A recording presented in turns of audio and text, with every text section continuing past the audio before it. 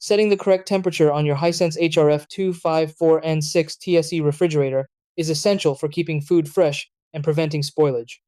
Modern refrigerators use digital controls that allow you to adjust the cooling level for both the fridge and freezer compartments.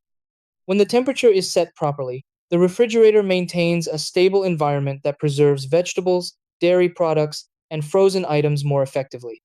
Taking a moment to adjust these settings ensures optimal performance and energy efficiency. Try these. Step 1. Locate the digital temperature control panel inside the refrigerator or on the door display.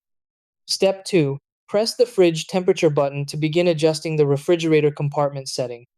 Step 3. Set the fridge temperature to around 3 to 4 degrees Celsius for ideal food storage.